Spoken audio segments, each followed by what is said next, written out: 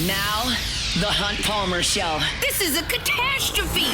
You are now listening to The Hunt Palmer Show. Brought to you by Renaissance Homes and Pools on 104.5 ESPN Baton Rouge. That's what I wished for when I blew out my candle. Locking down the middle of the day. Live from the Raising Cane studio. This is Hunt Palmer. The floor is yours. Welcome in. Hunt Palmer coming to you from the Raising Cane studio downtown in the capital city on this Wednesday. Means we're brought to you by Renaissance Homes and Pools. About half the work week in the rearview mirror. Appreciate you hanging out with us. Jordan Kitchens, Cassie Spazzali back there on the ones and twos. And we got plenty to do over the next 2 hours. We'll hear from LSU head baseball coach Jay Johnson, what he had to say after last night's game. It's a What If Wednesday. If you've got some what ifs, I'd like to hear them. We've got Live Golf covered. We've got LSU baseball drafts covered. We're comparing eras in What If Wednesday, I'm told. So we've got plenty to do there at 1:30. Our friend Dr. Bankhead from Oxford is going to be with us at 1:45. Koki Riley at 2 o'clock talking LSU baseball. Mel Kiper's got a latest mock drafts. And, of course, it's Wednesday. SEC Baseball Power Rankings coming your way in 90 minutes. Let's crank this thing up the way we do every day with our opening drive.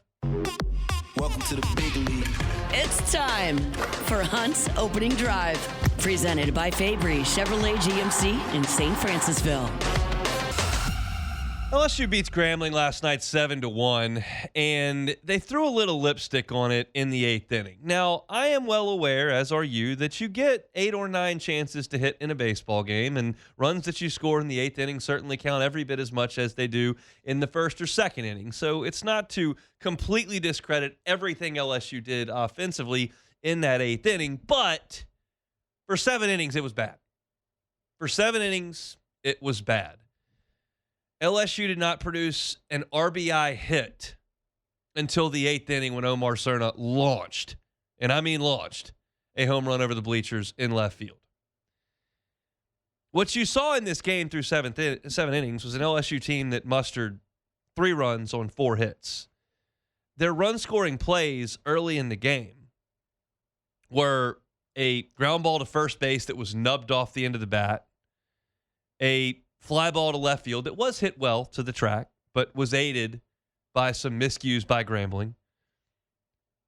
And that was it. Like, you got a pass ball to score a run, and that was it. So that sounds like, on paper, a Friday night in the SEC when you're facing a top 20 pick in the draft. Instead, you were facing SWAC pitching, a team that came to the box last night with an ERA over 9. A team that had been 10-run ruled by Northwestern State and Southeastern and Northeastern.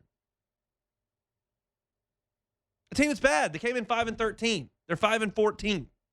And LSU's offense was asleep basically for 7 innings. And it wasn't like they were hitting a bunch of lasers everywhere. I thought Yaman got into one pretty good that was a sac fly to the wall in left field. But more or less, it was just a quiet, weak effort for 7 innings. Now, I want to talk about some of the things LSU did in the 8th, and that'll be viewed in a positive light. But that was disappointing because I told you yesterday that, look, you had a really nice offensive finish to the weekend at Vanderbilt. What you do against Grambling is not necessarily indicative of what you're going to do against Oklahoma, but I was just looking for some good vibes, looking for an evening at the box where you could feel good about yourself for 9 innings. And I've seen LSU teams go out there against midweek competition, against Grambling, against Southern, even against some of the schools with a better baseball reputation in the state of Louisiana, and just hammer them from the start through 7 innings. You win 17-2, you go home. And that's what I was hoping to see last night. Not that a 17-run outburst again would translate to Southeastern Conference play, but you might go home feeling really good about yourself. And I'm just trying to get some positive energy, some positive vibes injected into this team so they're not wearing the weight of the world in themselves all the time. And for 7 innings, you didn't get it. Now, thankfully, your bullpen really did some good things on their end. You gave the ball to Reagan Ricken to start the game, and immediately you make things stressful. Not Ricken. He struck the first guy out he saw on 3 pitches. But the third pitch bounced, and Omar Cerna picked it up and plunked the base runner with it. And then Ricken threw a wild pitch on the first pitch to the second hitter. And you had made an error and thrown a wild pitch 4 pitches into the game. And then the 3-hole hitter got hit by a 1-0 pitch. So you had seen 3 hitters, and you'd made an error, you'd thrown a wild pitch, and you would hit a guy. And I'm sitting there watching this going, this is just so frustrating. They can't let you ease into anything and feel good about it. It's white knuckling all the time with these guys. And that's what it was early on in this game, because Grambling put a couple of guys on in the first, and they put a couple of guys on to lead off the second, but LSU got off that hook. Grant Fontenot got a big strikeout, and then they put 2 of their first 3 guys on in the third, and finally they got a 2-out hit in the fourth to tie the game. But they had put pressure on you the first 4 innings.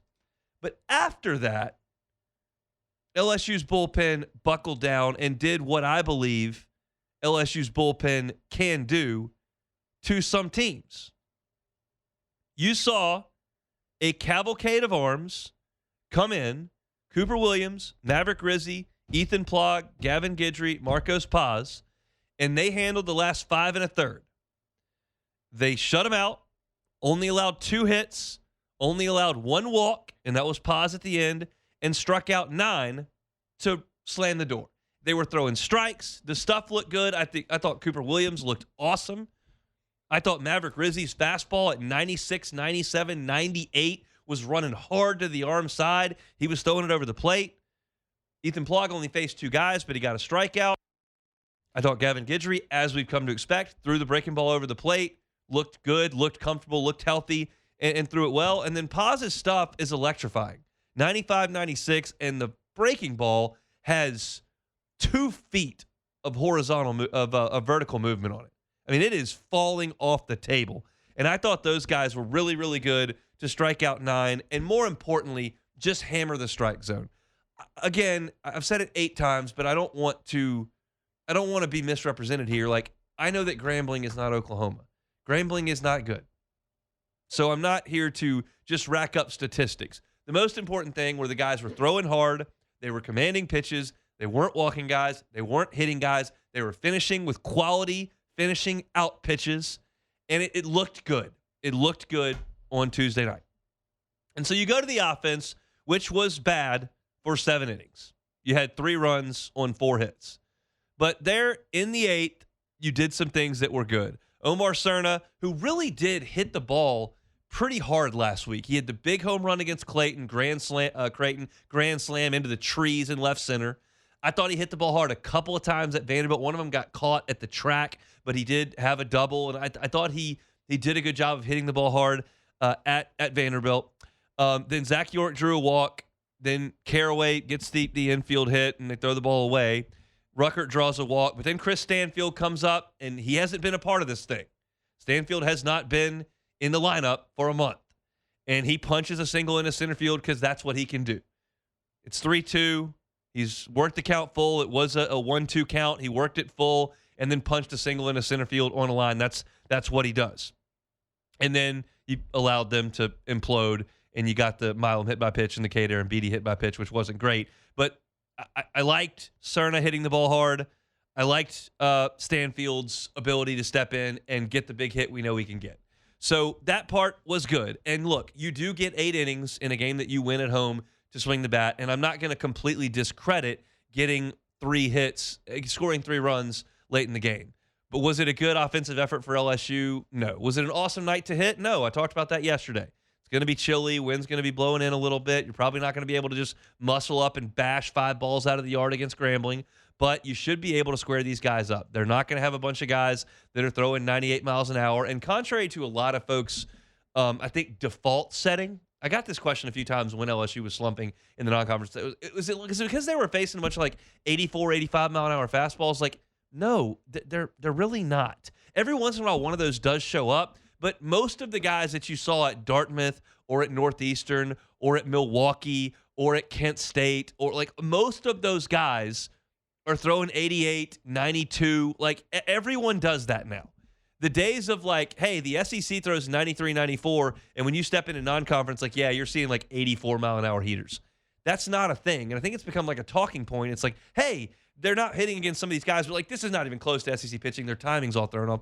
I watched every inning. I'm seeing a lot of guys from Dartmouth throwing 89, 90. Like it's not something wildly off-putting that you just can't seem to time up.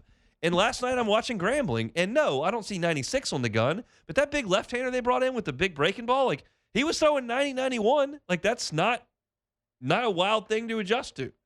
And Jay Johnson said after the game that, like, yeah, Grambling threw their entire weekend rotation at LSU, and that's not surprising. Their conference weekends don't mean a lot. Really, ultimately, what they're playing for is the conference tournament. I heard Roger Cador say that on the record one time. But it was not a great effort by LSU, but you won the game.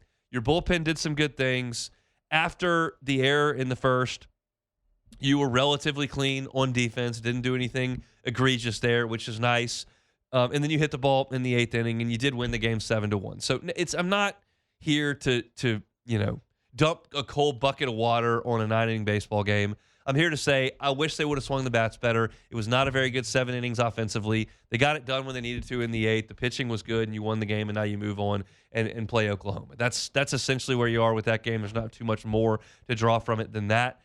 You did save pretty much everybody for Thursday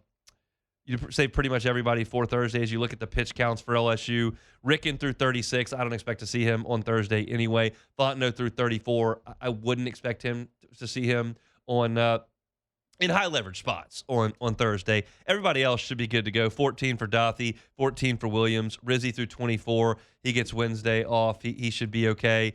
Ethan Plog 10, Guidry 7, Paz 19.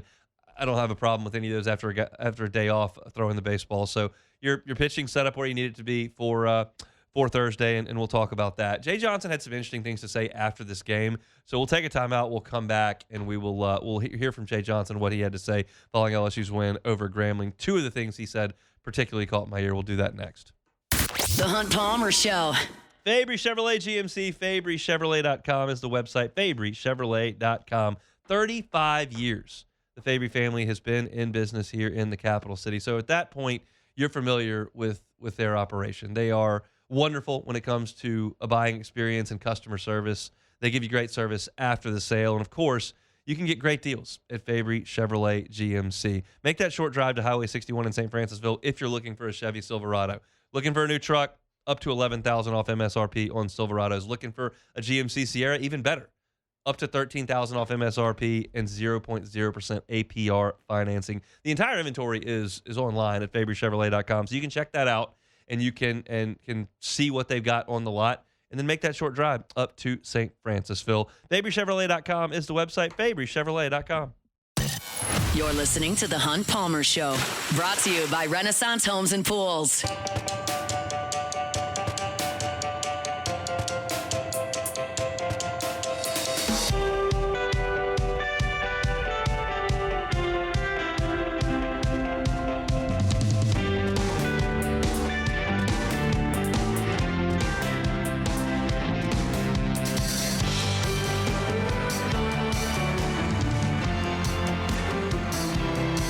Our Wednesday shows every single week brought to you by Renaissance Homes and Pools. You can find them online at builtbyrenaissance.com, builtbyrenaissance.com. And I'm going to give you Joey Blanchard's cell phone number later on in this read.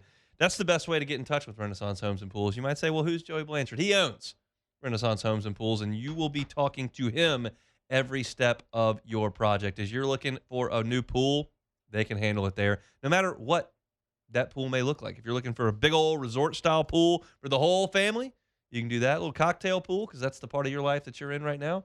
They can make that happen as well. An outdoor kitchen, perfectly in the purview of Renaissance Homes and Pools. Even as far as building your forever home. If you need a builder, Joey Blanchard and Renaissance Homes and Pools are happy to do that. Text Joey, 225-252-7745. Again, that number is 225. It's right here in Baton Rouge. 252-7745. And say, hey, looking for a pool. Can you give me a call? He's happy to do it. Looking for an outdoor kitchen. Can you give me a call? Happy to do it. Hey, looking for bids, builders, trying to build a new house. He's done that for dozens and dozens of folks around Baton Rouge, and he is happy to do it for you. As I've said, the beauty of doing work with Renaissance Homes and Pools is you're dealing with the owner of the company start to finish. Joey will be there every step of the way. It's comforting knowing that you're dealing with the owner, and you will always be doing that with Renaissance Homes and Pools. Check them out online at builtbyrenaissance.com or send Joey a text at 225-252-7745. What If Wednesday is coming your way in 12 minutes. Got some interesting what ifs this week that involve the all-Maneri team against the all-Jay Johnson team. That's quite an ask. Then some live golf questions as well, so we'll get into some of that here shortly. But let's hear from Jay Johnson last night. I'm going to break this up into two kind of segments here. The first is about the pitching, which was good last night. You held Grambling to 1 run, but it was more so how it looked. The amount of strikes that LSU threw, the Tiger pitchers only walked 3 Grambling hitters, and you struck out 15, and it just looked good. And Jay Johnson spoke about a few things with the pitchers, but the first question he gave a very interesting answer to, and he kind of bristled at it, and that was about getting work for his pitchers, meaning going down the line, making sure you get everybody some innings against a SWAC team. Here's Jay's answer to that. No, I wanted to win the game. It may not make sense to all of you. Like, this was a must-win game. Like, to me, I mean, knowing how all this works, this was a must-win game. So it's the way it goes, and it was about matching them up and lining them up. I'm going to tell you what I think. This is Hunt speculation, but I think I'm on the right track here. When he said this is a must-win game, you may not know how all this works. I think I know what he's talking about. I think he's looking at this going, I probably don't have a 23-7 SEC team the way we're playing right now. We've lost 2 weekends in a row. We're looking for some answers defensively. We're looking for some answers offensively. We're looking for some answers in the bullpen. We're looking for answers in the starting rotation. We're looking for a lot of answers right now. We're not going to be, at this point, a slam dunk to be a top 8 national seed. We may not be a slam dunk to be a regional host. We may not be a slam dunk to get in the field of 64. What we can't do, if we get into that situation, is lose to a team that's RPI is going to be 1 billion. And Grambling's RPI will be 1 billion.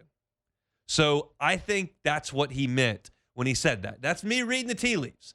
If he wants to be a little bit cryptic on that, I'll speculate on it, and I think that's probably what he means.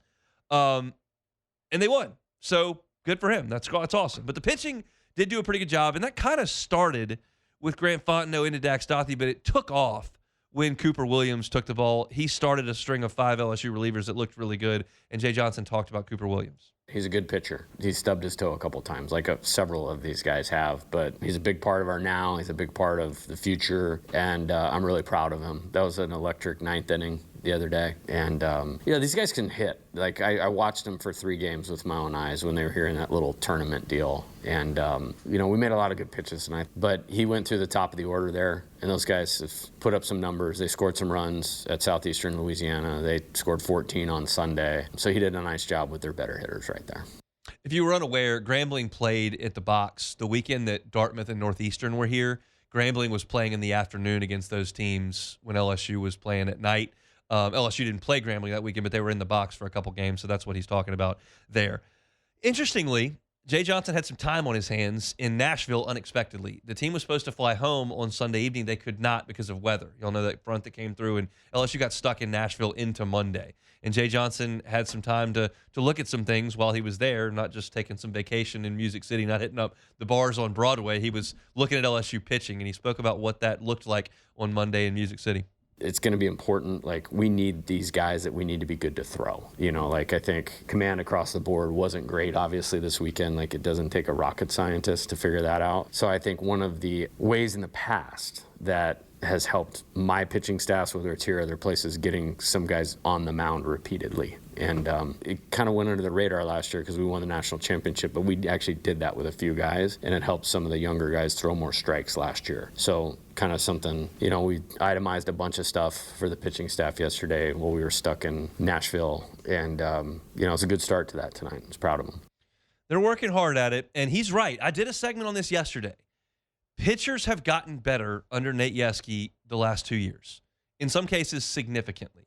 Now, if LSU gets some solid improvement from Dax Dothie and Reagan Ricken, that's not going to be massively impactful. It helps. It's good. It's a good thing. And I think Reagan Ricken's got huge potential, by the way.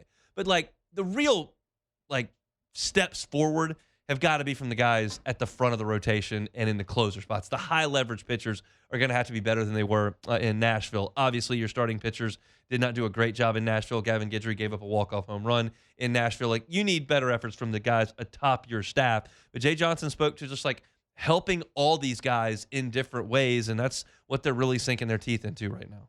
I'm not a pitching guru. I know what winning pitching is, though, at this level. And I know where I believe some of our shortcomings are. And it's just tightening up some preparation things or taking them like to another level. If there's a pitch execution for a reliever, their catch play, it has to like mirror what the improvement needs to be. Like, you only have so many throws as a pitcher. Hitters can swing all day. Pitchers can't throw all day. So the quality of those have to really, really be lined up. With the bullpen, how are we getting them ready? You know, making a small adjustment in my communication down there to overly ensure they know exactly what we want them to do when they're coming in the game. Making sure they are clear what their pitch-to-pitch adjustment needs to be. You know, it's like everybody knows you can't walk people, but how do you do that? And there's a different answer. So some guys, it's changed their sights. Some guys, it's changed their something mechanically. Some guys, it's just a mental reset. Like, we have a good, talented pitching staff that has not pitched good. So it's just like digging through all of these layers, you know what I mean? Like how to use guys, how to, you know, call pitches with guys, just literally unpacking all of it to help them because they need some help right now. I think that was a pretty powerful bite there. The one line that I think punched the hardest in that bite was, we have a good pitching staff that's not pitching very good. And I believe that. I think that's right. I think Kason Evans is a pretty good pitcher. He's not pitching good. I think Cooper Moore's a good pitcher. He didn't pitch good on Saturday. I think Gavin Guidry's a good pitcher. He got hit over the weekend. I think Maverick Rizzi's a good pitcher. He's walking too many guys. He didn't last night, but he's walking too many guys. I think Santiago Garcia and Ethan Plog are throwing 94 with plus breaking stuff as left-handed specialist relievers, and they're hitting guys and walking guys. But they've got talent. And I think that they're good pitchers. Santiago Garcia was a really good pitcher for Oregon at the end of the year last year. He was great in summer ball this year. They have good pitchers that aren't pitching very well, and they're gonna make some improvements. It's just how quickly. Because as I talked about last week entering the Vanderbilt series, if you don't improve the next 2 weeks and you drop a couple series and you drop your first 3, I'm just speaking hypotheticals now, but if you don't make those improvements already, you jump into that month of just terror where you're on the road in Knoxville and on the road in Oxford and on the road in Starkville and you home series against a good A&M team. Like, that's a tough stretch. Maybe Ole Miss and Tennessee aren't as good as we thought, and maybe those aren't as tough as I thought initially. But you need to get it figured out pretty quickly here. So they're working at it really hard, and I think they're going to get better. I liked some of the stuff I saw last night. Now, here's a completely separate discussion that I want to get into here because I'm a little puzzled by this answer by Jay Johnson, mainly because he's talking about, I think, what I do for a living. But it seemed a little bit aggressive to me, and I want to flesh it out a little bit. But he was asked about Chris Stanfield, who has returned to the lineup and got a big hit. I talked about it in the first segment. He's a big addition. He's a good defender. They've not played great defense in left field, and he's a proven hitter, and they have not hit in left field. So I agree with what Jay Johnson is saying to some extent, but he got a little aggressive with it. This is Jay Johnson talking about Chris Stanfield to the local media. I just think you guys have totally underestimated his value to how good a player he is and how important he is to our team and our program. Like, that's my opinion. Dude's one of the best players. I told everybody before the season he would be one of the best players in the country this year. And we missed him. I mean, somebody said to me, oh, you know, it's a good thing you can get some other. I'm like, what the frick are you talking about? It's a good thing. Like, it's really good seeing him come up there. And, I mean, he was like he didn't miss a game, you know, from my standpoint. So he starts it with, I think you guys are underestimating his impact on our program and our team. I'm in a lot of those press conferences. I read a lot of stuff that Koki Riley and Glenn West and a bunch of people that cover the team write. I write stuff. I talk. I listen to Matt, hear the morning guys, listen to Charlie. I have not heard a lot of people, listen to Musso as well. Like, I've not heard a lot of people be like, yeah, this Stanfield guy in left, like, kind of sucks. Like, they'll get over it. Like, I mean, he hit 330 in SEC play last year. He led the league in doubles. He was a big hit machine in the postseason, punched one into right field with the bases loaded in the Super. He got a huge hit against Coastal. I haven't heard a lot of people denigrating Chris Stanfield's game. In fact, Chris Stanfield is the most predictable piece to the whole roster, I think. Like, he's going to play good defense, guaranteed. He's going to hit the ball pretty hard on the ground and on the line. He's done it for 3 years. I would call that guaranteed. He's not going to hit for power. He's going to run well. He's not going to hit a ton of balls the other way. Like, if you told me on January 20th, hey, I need you to take out a pen and paper, and you can pick any player on the team, and you have to project their stats the most accurately of anybody you possibly can, I would have projected Chris Stanfield. I would have taken Chris Stanfield, and I would have gone 303 batting average, 1 homer, 8 steals, good defense in left, 14 doubles. Like, he would have been the guy that I would have projected with the most comfort. And for him to suggest that, sometimes coaches are talking to the players through the media, and maybe that's just him firing up his team, saying, hey, like, you're getting Stanfield back. Look how big a deal this guy is. He's going to be awesome. Like, y'all trust me and trust him that he's going to make a big impact on a slumping team. Maybe he's talking to Stanfield saying these guys are doubting you because he thinks that lights a fire. Or maybe he thinks that the local media, local TV, local writers, local radio talking heads, that we just bash Chris Stanfield. Maybe he read one thing that was not flattering about Chris Stanfield at once upon a time. I'm not really sure. I just found that to be an odd way to broach that question, to immediately go to the local media underestimating Chris Stanfield. Trust me, there are players that across a lot of sports that I feel like the local media has said some things about in a negative light. I just haven't heard or read that about Chris Stanfield. Maybe I've missed it, but that was curious to me. But I'm glad Chris Stanfield's back, because LSU tried 4 guys in left field when he was out, and those 4 guys didn't really do much. So to have Stanfield back, immediately punches in an RBI hit at Auburn. At Vanderbilt. Same thing, green wall in left field at Vanderbilt over the weekend, and then gets a big 2-run hit on Tuesday night. So good to have Chris Stanfield back. I agree with you, Coach Johnson. Let's come back and do What If Wednesday next. The Hunt Palmer Show. One Bath and Closets. OneBathAndClosets.com is the website. David Duvall and his team, 30 years redesigning and remodeling bathrooms and closets. This is a new success story that I've told you the last couple of weeks. You can hear it from a firsthand perspective on our morning show over on Talk 107.3, Mornings with Brian Haldane. Brian Haldane called David Duvall, One Bath and Closet, said, hey, we got to do something with our master bathroom. It's dated, not functional for us anymore. And so David came in and completely handled the Haldane's master bathroom, from the floors, added a vanity up top where they only had 1. Now they have 2.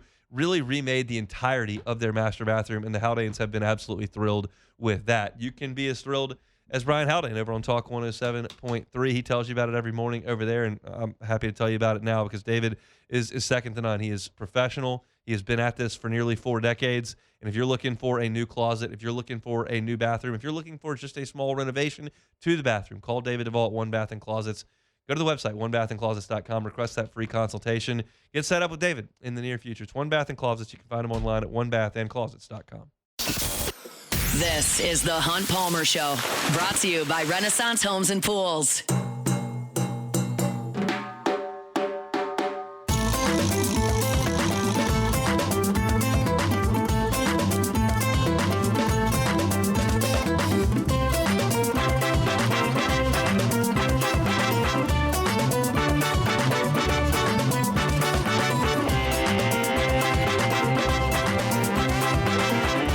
March Madness cranked up last night, as you're well aware, and it will begin in earnest tomorrow with the NCAA tournament and, I guess, 16 games that we'll see in action. But Mower Madness coming up at Gotro's Outdoor Power. Been telling you about it for a couple of weeks. March 23rd through the 28th, so that's next week. Mower Madness at Gotro's Outdoor Power. Both locations, talking about Gonzales and on Airline in Baton Rouge. Open house with food and giveaways on Friday the 27th. Everything is going to be on sale throughout the entire week. Going to be the best prices they have all year. Some examples: 15% off all Echo products, $250 off all Hustler Raptors, up to 32% off MSRP on Hustler commercial zero turns. You heard that right. 32% off MSRP on all Hustler commercial zero turns. Going to be raffling off 2 DeWalt 20-volt blowers at each store on Friday for the open house. So go by and see him at Gotros Outdoor Power. It is the Mower Madness sale, March 23rd through the 28th, with the 27th being the big open house. Both locations, Airline in Baton Rouge and in Gonzales. Family owned and operated. Best place to get that zero-turn mower. It's Gotros Outdoor Power. All right, it's time for What If Wednesday. Time, space, reality. It's more than a linear path. Where a single choice can branch out into infinite realities. Follow me and ponder the question. What if? So what if LIV never gets off the ground? Non-major golf tournaments were maintaining some great fields pre-LIV. Yeah, I mean, if LIV never gets off the ground, we get better fields in golf tournaments, which is really kind of the point, because it's for the consumer to check out. Yep. We don't care how much money they make. We just want to watch really good players play against each other. And when you split them in half, it makes it worse. LIV stunk. PGA Tour was worse. That's bad. Good is LIV never showing up and everybody playing on the same tour. But don't ask Phil Mickelson about that. He needs to make enough money so he can gamble it all away. So the PGA Tour is not necessarily fair. So Phil needs to go and stick it to the tour by helping launch another tour. Same with loser Greg Norman. And it's failing now. It'll eventually fail, but it's going to take some time because they have endless money. All right, so what if Mizorowski came to LSU? You could have had the hardest throwing starting rotation in the history of college baseball pretty easily.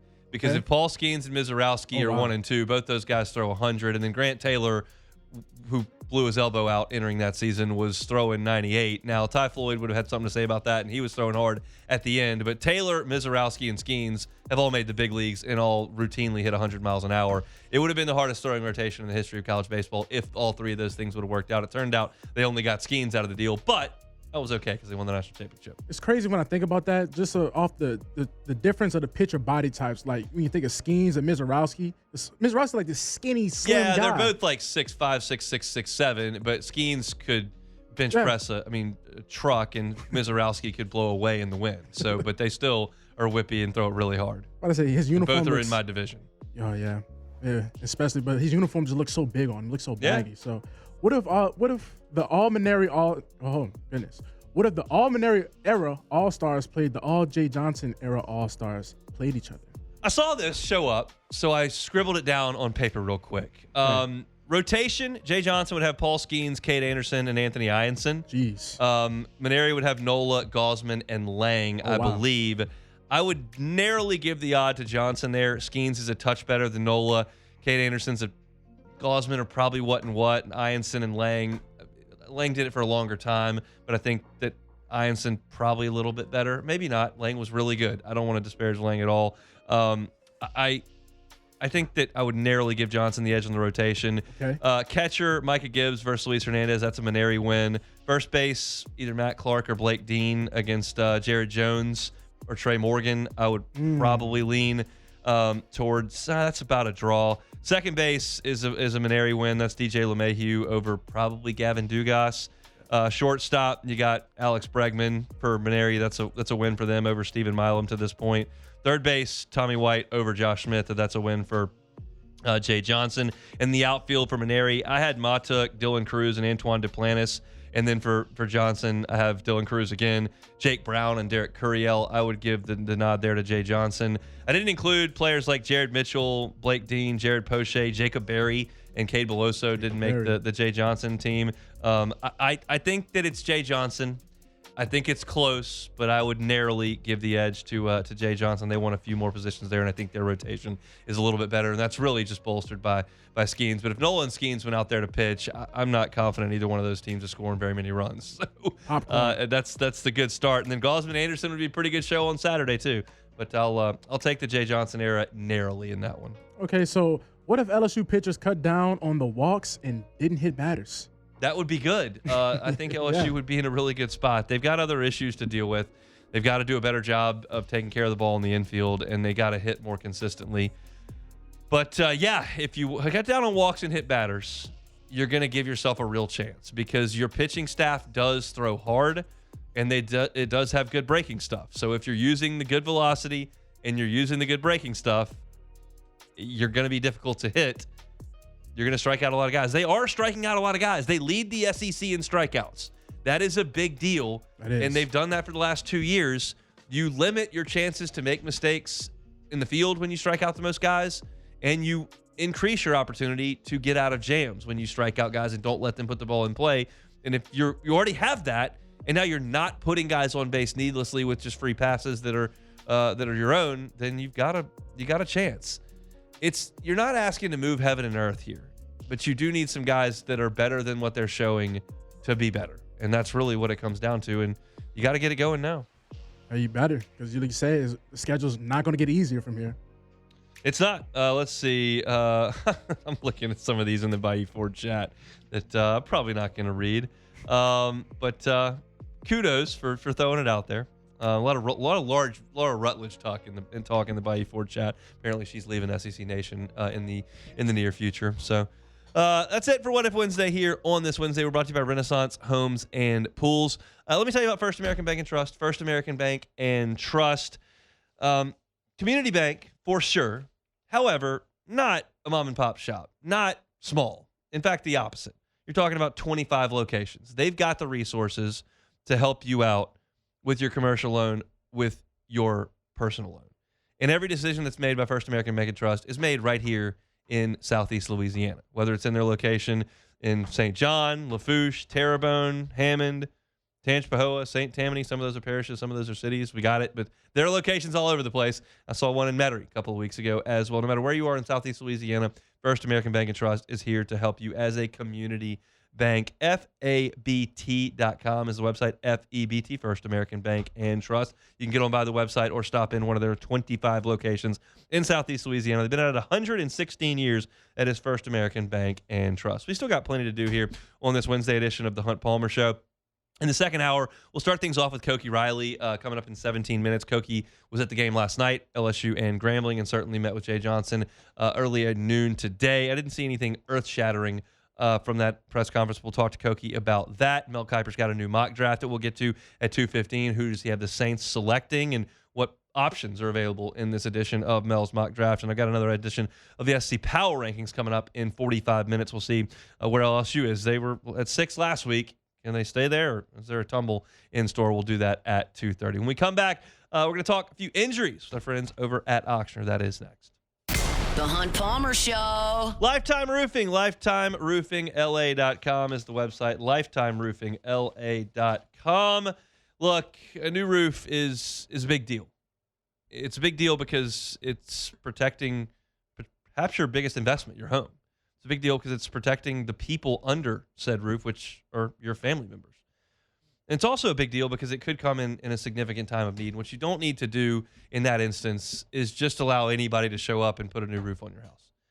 Go with a roofer you can trust. Lifetime Roofing, you can trust. You can trust them because they're a local roofer based right here in Baton Rouge. They can help you out all over South Louisiana and over into Houston. You can trust them because they've got a lifetime workmanship warranty. They're not going to throw a roof on your house, get up as quick as possible, take the paycheck, and they're out of town just because they wanted to come in when the storm rolled through. Nope. They're here, and they will be for the long haul, and that's why they're willing to offer you a lifetime workmanship warranty. That is backed by Certainteed, one of the oldest and most trusted names in bearing materials. So your workmanship and the materials are covered under that warranty. You want financing? They've got it up to 18 months at 0%. It's Lifetime Roofing. Find them online at lifetimeroofingla.com. You're listening to The Hunt Palmer Show, brought to you by Renaissance Homes and Pools.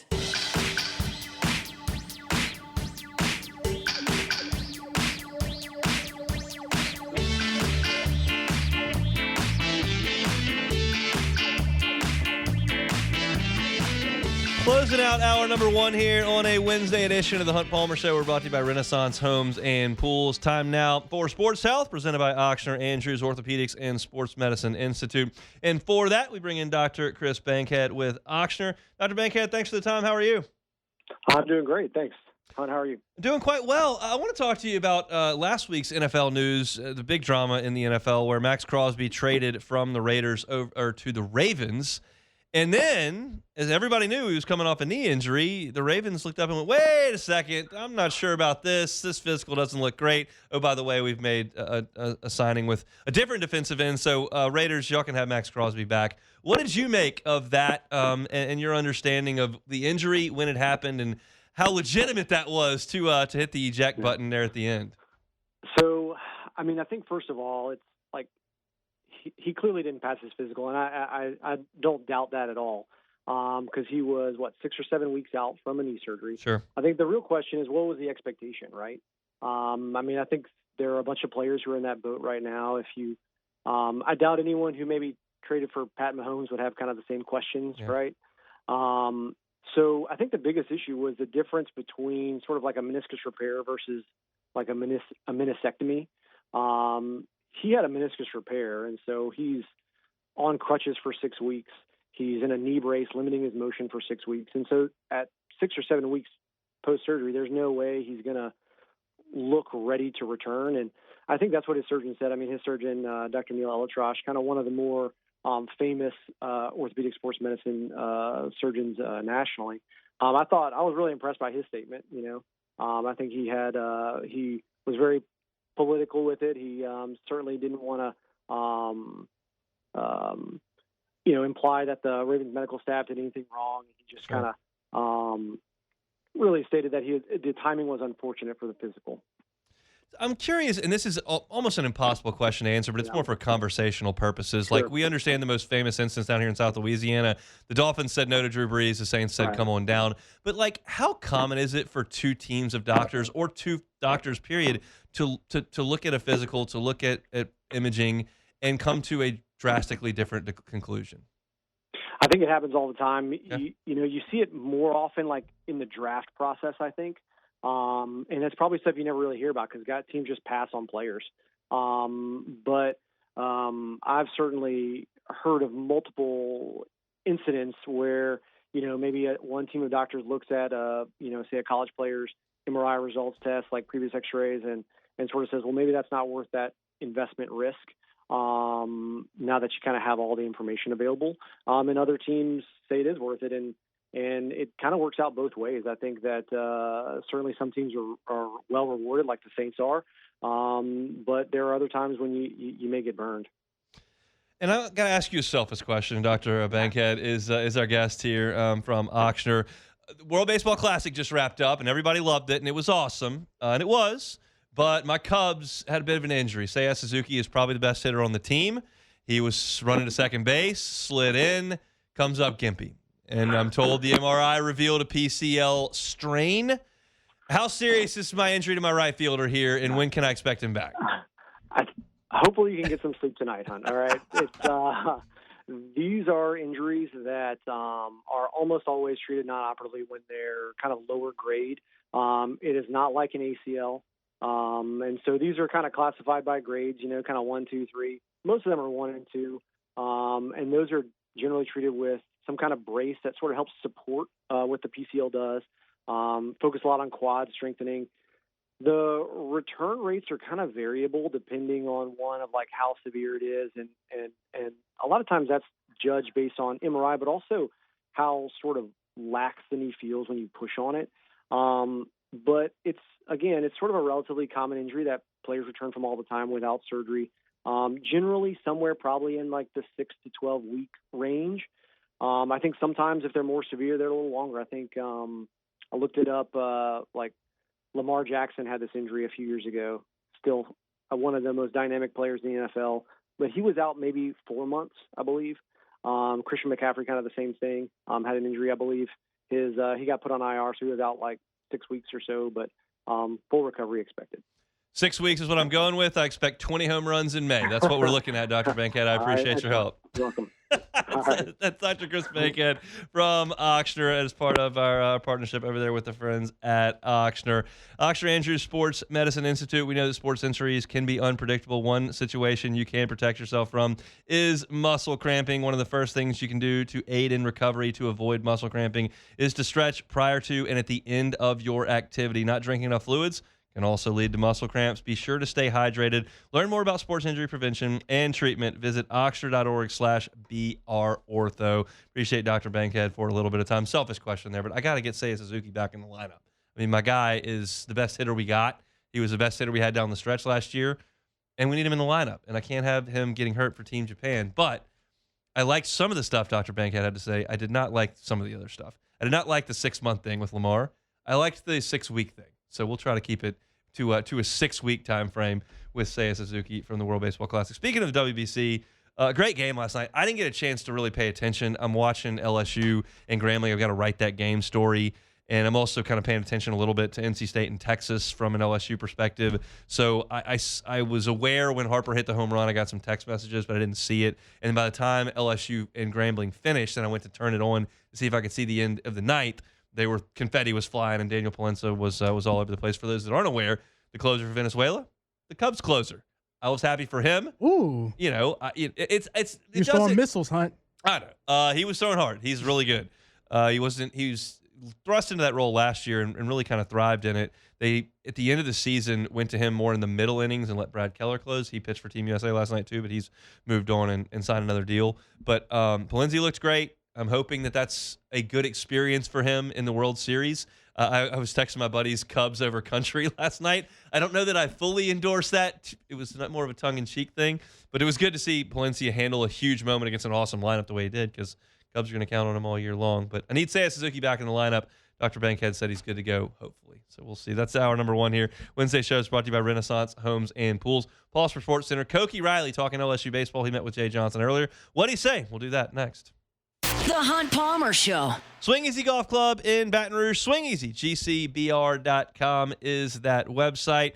Look, if you're looking to play a little bit of golf but don't have 5 hours to get out on the course, how about a quick spin around Pebble Beach at Swing Easy Golf Club on the simulator? You can do it. Stop by after work. Just see. Maybe you've never tried simulator golf before. I'm not here to tell you that it's exactly the same as hitting a 280-yard drive. I'm not here to tell you it's exactly the same as rolling putts on grass. But I am here to tell you that it's an incredibly enjoyable way to experience some golf. If you want to do it by yourself, if you want to do it with 8 friends, you want to do it with a client, you can do all that at Swing Easy Golf Club in Baton Rouge. They're on Seagan at Perkins. They've got individual bays. You can book a tee time, crank the music in there, drink a couple of cold drinks, and hang out.